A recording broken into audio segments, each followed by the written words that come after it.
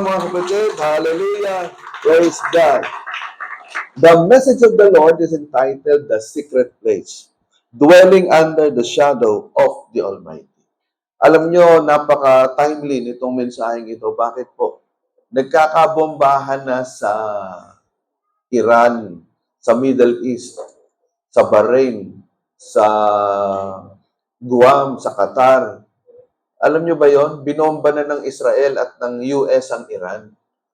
At napatay na, sabi ni Trump, napatay na yung pinaka-leader, si Khamenei ng Iran. Pero subalit, marami po ang nadadamay, mga collateral damages, maraming mga civilian ang takot na takot, nagsisigawan, umiiyak dahil nadadamay po doon sa mga bombahan na nangyayari. So sa pagkakataong ito yung kailangan nila yung Psalm 91. Alam nyo ba, nung panahon ng COVID, yung Psalm 91, ang siyang pinaka-paborito sa buong Biblia. Ito yung laging kinukot ng maraming Kristiyano, yung Psalm 91, nung panahon ng COVID. Now, ano ba ibig sabihin nitong Psalm 91? Bakit ito ay one of the most quoted, one of the most loved, one of the most favorite chapters in the Bible? Lalo na nung mga may sakit o mga nangangamba o kaya yung mga nasa gera. Paborito po ito ng mga sundalo. Actually, this is a military psalm. So, bakit paborito ito? Ibig sabihin ba ay 100% yung protection ng Panginoon na hindi tayo makakaranas ng mga nakanais-nais na mga pangyayari sa buhay? So, simulan po natin, mga kapatid, ang pag-aaral. Una, the dwelling place in God. So, ang sabi doon sa verse 1, babasahin ko uli sa verse 1 sa Tagalog, siyang naghahangad ng pagkupkop ng kataas-taasan at nananatili sa pagkalinga ng makapangyarihan. So, ibig sabihin sa English, Psalm 91 verse 1, He who dwells in the secret place of the Most High shall abide under the shadow of the Almighty. So, ano ba yung dwell? Sa Tagalog, ito yung pagkupkop o yung pananatili. So, dwells or yashab in Hebrew, it means to stay for a long time. Yung mananatili ka sa mahabang panahon sa isang lugar. So, isang tahanan o sa isang kuweba o sa isang yungib. Basta sa isang lugar, mananatili ka ng mahabang panahon. Hindi yung paalis-alis ka. Hindi yung kung kailan mo lang gustong pumunta, tapos aalis ka na naman, after 1 week, after 2 months, after 1 year, babalikan mo. Hindi. Yung sinabing dwell, mananatili ka na dyan for a very long time. That's why, to dwell in the secret place means to stay in the Lord. Ano ba yung to stay in the Lord? Hindi yung not only on Sunday, not only on crisis, not only on emergency, but to dwell is, dwelling is daily meditation. Daily meditation. Ibig sabihin, araw-araw na pakikipag-usap mo sa Panginoon sa pamamagitan ng kanyang mga salita. Pangalawa, dwelling is deliberate obedience. Kumbaga, ito yung tahasang pagsunod, hindi pagsuway. Tahasang pagsunod sa mga kautusan ng Panginoon. Deliberate obedience. Pangatlo, dwelling is dependent prayer. Ibig sabihin, ito yung pananalangin na talagang nakadepende ka. Yung buhay mo, idinedepende mo sa Panginoon na para bang kung hindi ka mananalangin, walang mangyayari sa buhay mo. Mapapariwara ka kung hindi ka mananalangin. Walang pagpapalang darating sa buhay mo kung hindi ka mananalangin. Yun yung dependent prayer. Naunawaan natin. Ang tanong, ilan sa atin ang nananatili sa presensya ng Diyos? Ilan sa atin yung araw-araw, we daily meditate on the Word of God? Ilan sa atin yung araw-araw ay sinisikap natin na sundin yung kalooban ng Panginoon? Ilan sa atin yung merong deliberate obedience? Ilan sa atin dito, mga kapatid, yung bang talagang nananalangin ka at para bang yung pananalangin ay bahagi na ng paghinga mo? Naunawaan po ninyo? Halimbawa, yung mga ibon, sabihin natin na yung bang mga ibon, sabukan natin na palanguyin sa dagat. Mabubuhay ba yan? Yung mga isda, alisin natin sa dagat.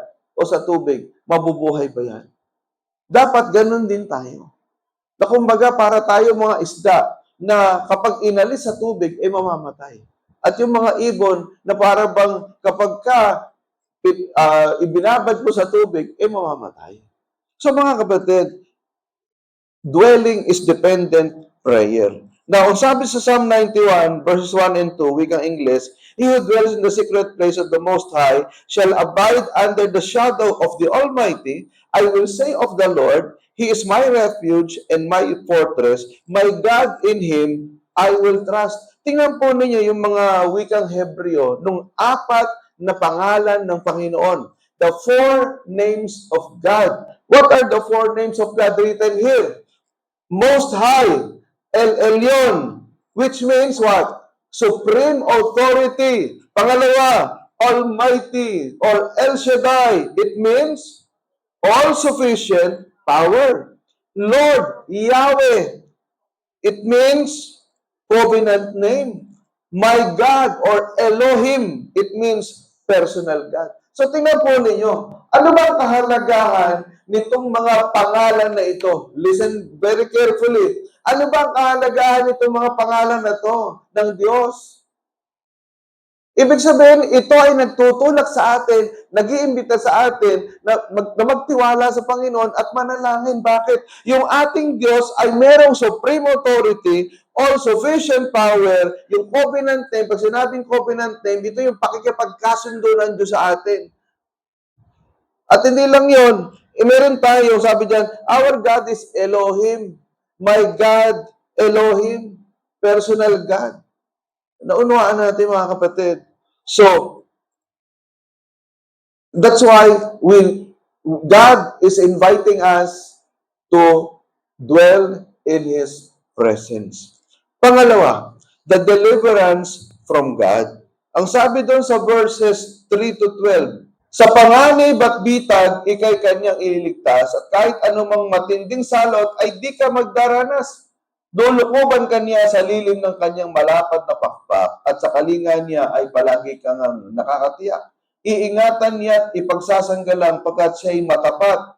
Pagsapit ng gabi, di ka matatakot sa anumang bagay, maging sa gagawing biglang paglusob ng mga kaaway, ni sa ano pamang darating na salot, pagkagat ng dilim, sa pagpuksay wala kang takot, sa araw man dumating. Kahit na mabuwal sa iyong harapan ng 1,000 tao, sa iyong paligid ang bilang ng patay, maging 10,000, di ka matatakot at natitiyak mong di ka ikay magmamasid at sa panonood mapapatunayang iyong makikita taong mahasamay pinaparusahan, sapagkat si Yahweh ang iyong ginawang tagapagsanggalang at ang pinili mong mag-iingat sa iyo'y kataas-taasan. So mga kapatid, sa Psalm 91, ano ba yung mga dangers sa Psalm 91 na pinakita dito? Una, pestilence. Pag sinabing pestilence, mga salot. Pangalawa, mga problems. Maraming problema na maaring dumating sa atin. Pangatlo, physical sicknesses, mga karamdaman. Pang-apat, persecutions, yung mga pag-uusig na maaring dumating sa atin. Now, ito pong Psalm 91, liliwanagin natin, hindi ibig sabihin na tayo ay nilulukuban ng Panginoon ng kanyang bagwis ng pag-iingat. Hindi na nga tayo makakaranas ng mga pestilence, problems, physical sickness, or persecution. Mga kapatid, hindi ibig sabihin na hindi tayo makakaranas ng mga ganitong mga mabibigat na mga problema, mabibigat na mga pagsubok, mga mabibigat na mga persecution. Hindi ibig sabihin na hindi natin mararanasan yan. Ang ibig sabihin lang mga kapatid, yung faithfulness ng Diyos. His faithfulness will be our shield and rampart. Ano ba yung shield and rampart? Ibig sabihin yan, panangga at kuta. Panangga at kuta. Ang Diyos ang ating panangga sa lahat ng mga ito, at sa panahon na tayo ay nakakaranas ng mga ganitong mga bagay, ay ang Diyos ang ating kuta, ang pwede nating pagtaguan ang Panginoon. Now, dito po sa Bible, sa Biblia, Deliverance does not mean no trouble. Kagaya nito, Daniel was thrown into the lion's den. Shadrach, Meshach, Abednego, they were thrown into the fire. Bakit po hinagis itong si Daniel sa biyungib ng mga leon? Dahil kung mabasahin po ninyo sa aklat ng mga Daniel, pinagbawal yung pananalangin. Pero si Daniel, hindi siya tumigil sa pananalangin. Ganun pa rin yung ginagawa niya. Nakabukas yung bintana, nananalangin at kitang-kita siya ng mga tao. Ayaw nga, bigay ng panukala na walang mananalangin sa loob ng 90 days. Pero itong si Daniel, ay nanalangin pa din 3 times a day. So, kaya ang sabi doon, kung sino mang mananalangin sa ibang Diyos, ay ihahagi sa lungib ng mga leon. So, hinagi si Daniel sa lungib ng mga leon. Pero, ang sabi doon, isinara ng Diyos yung bibig ng mga leon. Naging maamong tupa yung mga leon. At hindi napahamak si Daniel. At ito naman si Shadrach, Meshach, Abednego, ganun din. Bawal yung manalangin. Or, mananalangin lang doon kay Nebuchadnezzar. Kaya lang, itong tatlong ito, hindi sila nanalangin kay Nebuchadnezzar. Hindi sila lumuhod. Kaya, inihagi sila sa apoy. Pero anong nangyari? Hindi sila nasunog. Ang sabi doon sa kwento, 3 yung hinagis, pero ang nakita ng mga sundalo, 4. Sino yung pang-4? Ang Panginoong Hesukristo. Si Jesus Christ, ipinako sa krus. Naranasan niya yung mabibigat, yung napakabigat na persecution, yung kapag kapako sa krus. So, ano ibig sabihin nito? Deliverance, o yung pagsagip sa atin ng Panginoon, hindi ibig sabihin na hindi tayo makakaranas ng mga mabibigat na mga problema at pagsubok sa buhay. Ang maganda dyan, ang sabi doon sa Isaiah 41 verse 10, "So do not fear, for I am with you. Do not be dismayed, for I am your God. I will strengthen you and help you. I will uphold you with my righteous right hand." Ang sabi niyan, huwag kang matakot dahil kasama mo ako. Huwag kang madismaya, huwag kang masiraan ng loob. Dahil ako ang iyong Diyos. Ano ibig sabihin nun? Kilala mo ba ako? Naniniwala ka ba na ako lumikha ng langit at lupa? Kung naniniwala ka na ako lumikha ng langit at lupa, bakit nadidismaya ka? Naintindihan natin? Yun ang sabi dito. Huwag kang matakot because ako, I am with you. Ano ba ang pangalan ni Lord? Hindi ba I am with you. I will strengthen you. Hindi sinabing I may strengthen you or I shall strengthen you. Ang sabi yan, I will strengthen you and help you. I will uphold you with my righteous right hand. Ano ibig sabihin yan? Tutulungan ka ng Panginoon sa panahon na ikaw ay nasa mabibigat ng mga problema at pagsubok sa buhay. Hindi ibig sabihin niya na, I will remove all these trials and troubles from your life. Walang sinabing ganyan. Nakita po ninyo, ibig sabihin no Isaiah 41:10, hindi ibig sabihin na aalisin ko sa buhay mo yung mga problema na yan. Hindi. Sabi ng Panginoon sa Isaiah 41:10, tutulungan kita. Naintindihan niyo ba yon? Tutulungan kita na mapagtagumpayan yung mga problema at mga pagsubok na yan. Amen? Praise God. Palapakan nga natin ang Panginoon. Pangatlo, the divine promises of God. Tingnan niyo ang ganda nito. Sabi doon sa verses 14 to 16, ang sabi ng Diyos, ililigtas ko ang mga tapat sa akin at iingatan ko ang sino mang taong kikilalanin. Ako'y kikilalanin. Kapag sila'y tumawag, laging handa ako na sila'y pakinggan. Aking sasamahan at kung may problema ay sasakluluhan. Aking ililigtas at ang bawat isa ay pararangalan. Sila'y bibigyan ko at gagantimpalaan ng mahabang buhay at nakatitiyak, tatamuhin nila aking kaligtasan. So, meron pong 7 promises ang Diyos diyan. 7 promises. Dahil ang sabi diyan sa wikang English, because He loves me. Dahil mahal niya ako. Ang tanong, mahal mo ba si Lord? Sino dito ang nagmamahal sa Panginoon? Taas ang kamay. Okay, yung mga hindi nagtaas ng kamay, sino ang minamahal nyo? Ang diablo. Ang sabi sa Bible, sa wika English, ang ganda. Because He loves me. And because He loves me, I will give Him 7 promises. Ano yung 7 promises na yan? I will deliver Him. I will protect Him. I will answer Him. I will be with Him. I will rescue Him. I will honor Him. I will satisfy Him. Wow! Palakpakan nga natin ang Panginoon. Saan ka pa? Saan ka makakahanap ng ganyan? Kung yung ba mga taong hindi mananampalataya, mararanasan ba yan? Hindi. Kahit gaano kayaman yung mga yan, kahit gaano katalino yan, hindi nila nararanasan yung 7 pangako ng Diyos na yan. Dahil ang pwede lang makaranas niyan, yung sinabi ng Panginoon, because He loves me. Dahil mahal niya ako. Naintindihan niyo ba? Ang sarap, di ba? Yun yung pangako ng Panginoon. So, ano ibig sabihin nito? Suffering cannot disqualify you. Kahit gaano katindi ang suffering o pagdurusa na yan, hindi yan kayang alisin yung pagmamahal ng Diyos sa buhay mo. Pangalawa, sickness cannot defeat you. Kahit gaano kabigat ang karamdaman na yan, hindi yan kayang talunin yung pananampalataya mo sa Panginoon. Hindi niya kayang talunin yung pag-asa mo sa buhay.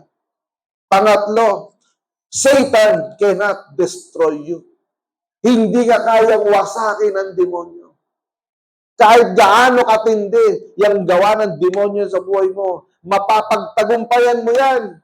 Dahil ang Diyos ang kasama mo. Ang sabi ng Panginoon, ulitin natin, the 7 promises of God. I will deliver Him, I will protect Him, I will answer Him, I will be with Him, I will rescue Him, I will honor Him, I will satisfy Him. Amen? Palakpakan natin ang Panginoon. Praise God. Picturean ninyo. At idikit nyo sa mga walls ninyo. O kaya gawin yung profile picture sa mga cellphone ninyo para titingnan nyo yung mga cellphone ninyo, maaalala ninyo, ano ba yung 7 pangako ng Diyos sa akin? Naintindihan nyo ba? So the question is, merong 7 pangako ang Diyos, but my question is, why do many believers still experience sickness, stress, anxiety, satanic oppression, and death? Sa Tagalog, maraming mga Kristiyano nananatili pa rin, nararanasan pa rin yung sakit, yung stress, yung kabagabagan, anxieties, satanic oppression, mga gawa ng demonyo, na-oppress pa din sa gawa ng demonyo, at yung iba ay namamatay. Alam mo, mayroong 4 na sagot dyan. Una, kasalanan. Alam nyo ba, ang kasalanan ang sumisira sa buhay natin.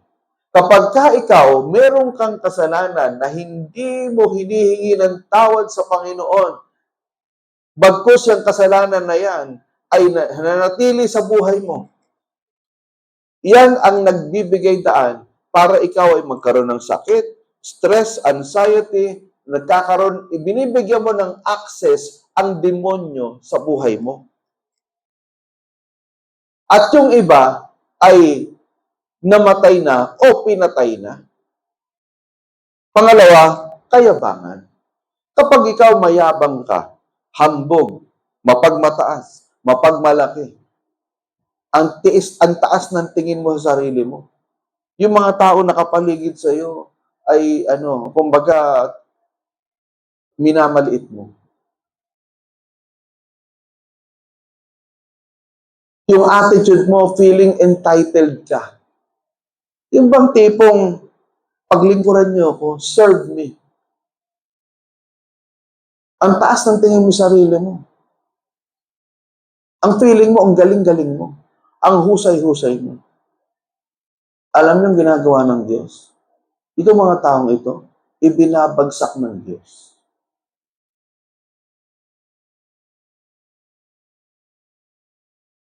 Pangatlo, kapabayaan. Halimbawa, sabihin natin, Lord, ano bang kasalanan ko? Bakit ako nagkasakit? Naisip mo, wala ka namang kasalanan. Lord, mayabang ba ako? Mapagbataas ba ako, Lord? Na-realize mo na hindi naman. So, bakit ka nagkasakit? O bakit bumagsak yung business mo? O bakit bumagsak ka sa school? Bakit umulit ka ng subject? Ito yung pangatlong dahilan. Kapabayaan. Halimbawa, sabihin natin, umulan. Siyempre, pag umulan at pawis na pawis ka, galing ka sa basketball, umulan. Sabi mo, hindi ako magkakasakit. Sa palagay mo ba, hindi ka nga magkakasakit? O kaya, sabihin natin, yung sa pagkain, matakaw ka. Lahat ng eat all you can pinuntahan mo. Wala kang disiplina sa pagkain. Wala kang disiplina sa sarili mo. Wala ka nang diet. Wala ka pang exercise. Ano sa palagay mo ang mangyayari sa iyo? Tapos ang prayer mo, Lord, bigyan mo po ako ng good health. Lord, pagalingin niyo po yung mga comorbidities ko. Eh wala kang diet. Wala kang exercise. Anong isasagot ni Lord sa iyo? Sabihin ng Panginoon, anak, palabiro ka ba?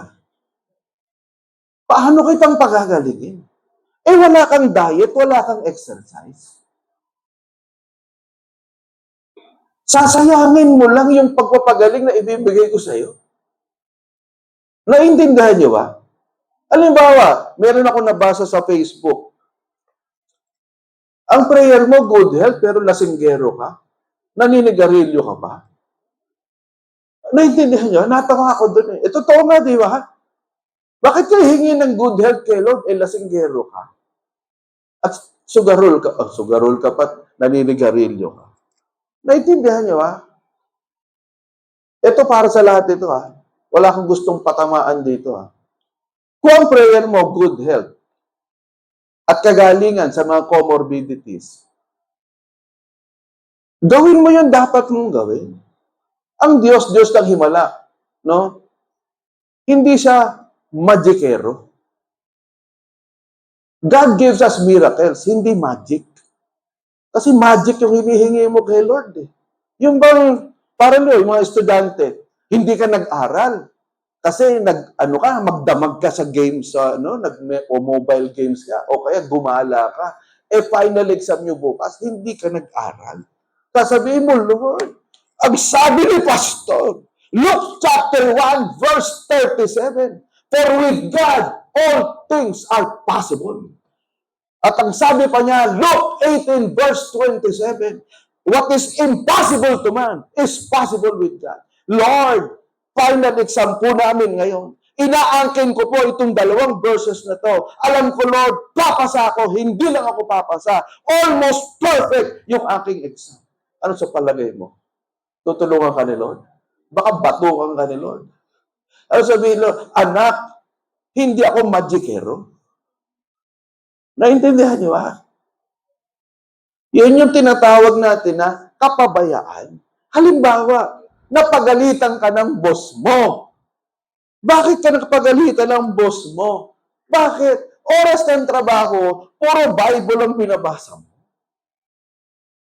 Sinusweldohan ka, hindi para magbasa ng Bible. Sinusweldohan ka para paunlarin yung kumpanya na pinasukan mo. There is a time for everything. O kaya, lagi kang late. Late ka na nga, early out pa. At sasabihin mo, Lord, bakit ako nasisante? Mabait naman ako. Pabaya ka eh. Naintindihan niyo ba? So yung kapabayaan, pang-apat, ito mabigat, kalooban ng Diyos. Wala kang kasalanan, wala kang kayabangan, wala kang kapabayaan. Pero bakit nagkasakit ka? Alam ba, si Pastora Malu, bakit namatay? Alam niyo, nung nagka-cancer si Pastora Malu, sabi ko, Lord, may kasalanan ba ako? Bakit nagka-cancer yung asawa ko? Nung namatay yung asawa ko, bumalik yung cancer after 2 years. Lord, ano ba kasalanan ko? Bakit namatay yung asawa ko? Panginoon, wala akong maisip na kasalanan ko para na equivalent doon sa naranasan ko na cancer at pagkamatay ni Pastor Malu.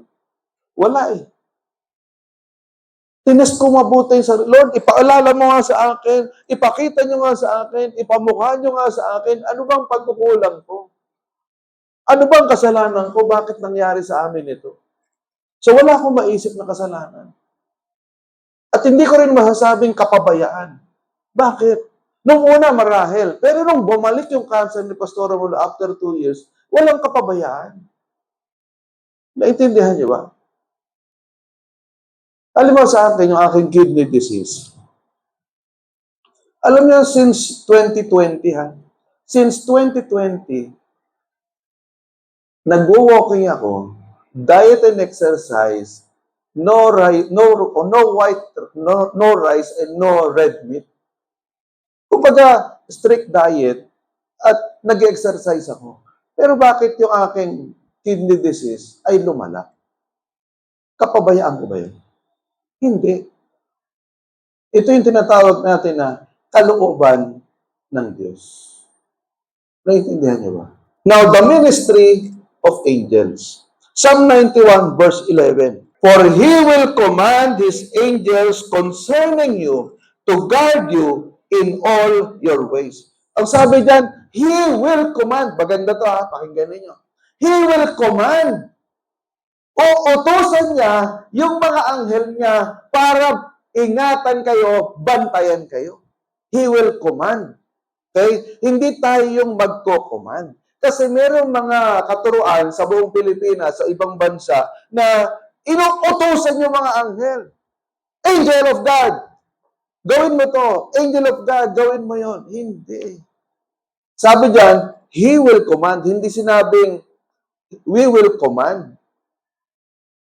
Ano ibig sabihin nito? You are not alone in fighting your battles. His angel is beside you. Hindi ka nag-iisa sa pakikipaglaban sa mga hamon at bagyo ng buhay. Merong anghel na ipapadala ang Panginoon sa iyo. Psalm 34 verse 7. Basahin natin.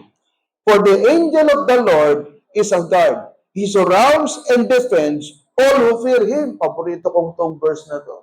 Psalm 34 verse 7. Ang ganda, di ba? For the angel of the Lord is a guard. He surrounds and defends all who fear Him. Ipagpapadala ang Panginoon ng anghel para ingatan kayo, ipagtanggol kayo. Hindi nyo alam mga kapatid, may mga pagkakataon na ipinagtatanggol kayo ng anghel. Hindi nyo alam yan. Kailan nyo malalaman yan? Kapag nasa langit na, re-reviewin yung buhay mo at magpapasalamat ka, Lord, ang dami palang pagkakataon na naligtas ako sa kapahamakan at disgrasya. Ano sabi sa Hebrews chapter 1 verse 14? Angels are sent to serve those who will inherit salvation. Ang mga anghel ay pinadala ng Panginoon upang paglingkuran yung mga magmamana ng kaligtasan. At ang sabi sa Hebrews 13 verse 2, some have entertained angels without them knowing it. Sabihin, may mga pagkakataon pala na meron tayong nakakasalamuha o pinapapasok sa bahay nung panahon na yon na hindi nila alam, mga anghel pala yon. So kaya mga kapatid, merong ministry of angels. Ako, kapag nagpapalayas ako ng demonyo, kahit ako lang mag-isa, hindi ako natatakot. Kasi yung old school ng pagpapalayas ng demonyo, naranasan ko to, no? Dahil noong meron kami dinideliver na sa dating priestess o priestess ng Satanic Church. Ang liit lang nun. Grabe, siguro mga 4'9" lang ang height. Ang payat. Pero 7 kami. May nakahawak sa ulo, may nakahawak sa braso, may nakahawak sa hita, sa tuhod, sa paa. 7 kami ha, ang lalaki namin. 7 kami pero nakakabangon. Old school yon. Pero ano yung new school? Yung ginagamit ko. Na kahit ako lang mag-isa, hindi ako natatakot kasi inuutusan ko yung anghel. Sabi ko, in the name of Jesus Christ, Lord, utusan niyo po yung mga anghel ninyo, talian ito. Halimbawa, yung naninipa, nanununtok. Sabi ko, sa pangalan ni Kristo, Lord, utusan po niyo yung anghel ninyo, talian ng kamay. Gumaganon yan. Invisible. Naninipa, talian ng paa. Gumaganon yan. Tapos, pakawalan mo ako. Sabi ko, hindi kita pakawalan, demonyo ka. Lumayas ka dyan. Pakawalan mo ako. So, kaya mga kapatid, meron talagang ministry of angels. Now, meron akong nabasa, this is a true story, na yung missionary, medical missionary, nasa jungle siya, meron siyang ginamot na native, o yung nakatira doon, na nagkasakit. Pero alam niyo, itong taong ito, na ginamot nitong doktor na ito, na missionary doctor, nung gabi na yon, nagsama siya ng 4 o 5 pa na mga kasama niya para nakawan itong doktor na ito, gawan ng kasamaan. Pero, hindi nila nagawa. Bakit? Kasi after 1 year, nung itong mga kalalakihan na ito ay na-born again sa kanyang ministry, umamin. Ang sabi niya, alam niyo po, pastor, missionary, sir, naalala niyo last year na ginamot niyo ako? Alam niyo nung gabi na yon, nagsama ako ng 5 pa na mga kaibigan ko, parang nakawan kayo. Pero alam niyo, hindi namin nagawa. Sabi nung missionary doctor, bakit? Meron po kayong mga bodyguards, meron po kayong security guards. Binilang po namin 26 na merong mga hawak na espada, nakapalibot doon sa sa kubo ninyo. Hindi kami nakapasok, umuwi na lang kami. Ang sabi nung missionary doctor, wala akong security guard. So, ginawa ng missionary doctor, bumalik, nung siya ay nagpahinga na, bumalik doon sa kanyang church sa Amerika, kinuwento niya yon na alam nyo, minsan meron akong pagkakataon na ako ay may ginamot ako na ganito, ganyan-ganyan. Hindi nila ako nagawa ng kasamaan dahil meron daw akong security guards na 26 na may mga hawak na mahabang espada. Alam niyo, biglang may tumayong lalaki doon sa kongregasyon. Sabi niya, Pastor, anong date yan? Sinabi, ganito yung date. Ano yan? Nung gabi na yan, umaga dito. So, alam niyo ba, nung umaga na yon, mag-golf sana ako. Kaya lang, hindi ako natuloy dahil nag-impression ng Holy Spirit sa akin na tawagin mo yung mga kalalakihan sa church, manalangin kayo, pumunta kayo sa church, magkita-kita kayo, manalangin kayo. Ipanalangin nyo itong missionary doctor na ito. Alam niyo, sabi nung lalaki, pwede bang tumayo yung mga kasama kong nanalangin nung araw na yun? Tumayo yung mga lalaki. Alam niyo, binilang nila kung ilan yung mga lalaking tumayo. 26. Ang sabi nung masasamang lalaki na gustong gawa ng kasamaan nitong missionary doctor, merong 26 na kayong bodyguard, security guard. Yung tumayong mga lalaki na nag-pray, 26. Anong ibig sabihin nun? Alam niyo, noong una ko nabasa to, kinilabutan ako. Bakit? Kapag nananalangin tayo, ibig sabihin, we are activating the ministry of angels over the church. Naintindihan niyo ba? Are you listening? Kaya napakahalaga nung pag-join natin ng mga prayer meetings. Napakahalaga, although mahalaga yung private na prayer meeting. Pero yung private na prayer mo sa Panginoon, pero mahalaga din yung pakikibahagi natin sa sama-samang pananalangin. Lalo na yung mga kalalakihan. Naintindihan niyo ba? Yung mga kalalakihan, you have a special authority and power from the Lord. Naiintindihan niyo ba? Nakakalungkot dito sa church natin, mas maraming kababahian ang aktibo sa gawain ng Panginoon, lalo na pag prayer meeting. Yung mga lalaki, mabibilang mo sa 10 daliri. Outnumbered. Alam niyo, kung lahat lang tayo dito, 90% natin, we will be active in prayer and in joining the prayer meeting, the fire meeting. There will be more miracles in this church. There will be more power, more blessings, more favors that God will give into our church. Naintindihan niyo ba yan? There will be more protection. Naintindihan niyo ba? Palapakan nga natin ang Panginoon. Praise God. So, in life application, no, mga kapatid, there could be anxiety in the morning, stress in the afternoon, fear at night, worry about tomorrow. Di ba? Parang hindi mo na alam, no? Kaliwa, kanan, likod, harap. Anxiety in the morning, stress in the afternoon, fear at night, worry about tomorrow. Pero, ang mahalaga dyan, God will take care of you against all of these deadly attacks if you will stay under His shadow of protection. Mapagtatagumpayan mo lahat yan. Anxiety, stress, fears, worries. If you are under the protection of the Lord. If you stay, if you dwell in the presence of the Lord. So in conclusion, mga kapatid, ang sabi dito sa Hebreo 12, talatang 2, basahin natin. Ituon natin ang ating Panginoon kay Jesus. Sa Kanya nakasalalay ang ating pananampalataya mula simula hanggang katapusan.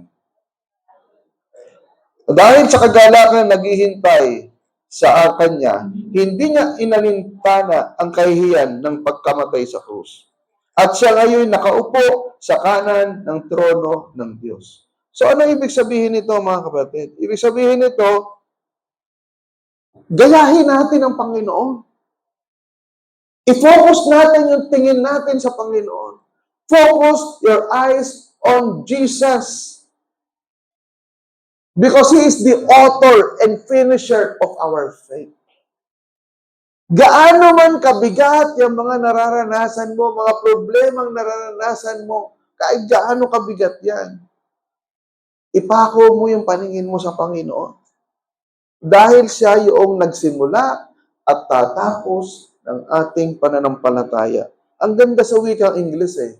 He is the author and finisher of our faith. Siya yung author, siya yung nagsimula, siya rin ang tatapos. Ibig sabihin, hindi niya tayo iiwanan hanggat hindi natin natatapos yung lakbayin, yung mission na pinapagawa sa atin ng Panginoon. Tingnan ninyo, dahil siya, sabi ang Panginoon, dahil sa kagalakan naghihintay sa Kanya. Ano yung kagalakan na yon? Yung makita niya tayo yung mga kaligtasan ng mga anak niya. Dahil sa kagalakan naghihintay sa Kanya, hindi niya inalintana yung kahihiyan ng pagkamatay sa krus at ngayon nakaupo sa kanan ng trono ng Diyos. So ang Panginoong Jesus, kahit gaano kabigat yung pagsubok, yung persecution, yung pagkapako sa krus, napagtagumpayan niya. And ultimately, the Lord is victorious.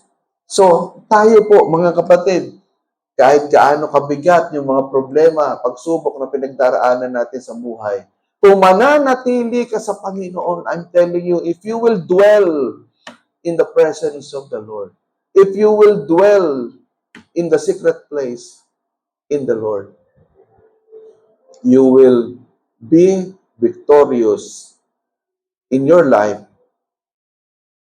in the end. Palakpakan natin ang Panginoon, purihin ang Diyos.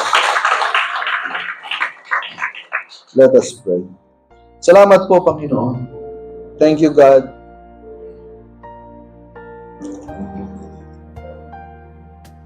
Salamat po sa presensya po ninyo. Thank you, Lord Jesus, because we have the victory. We have the security.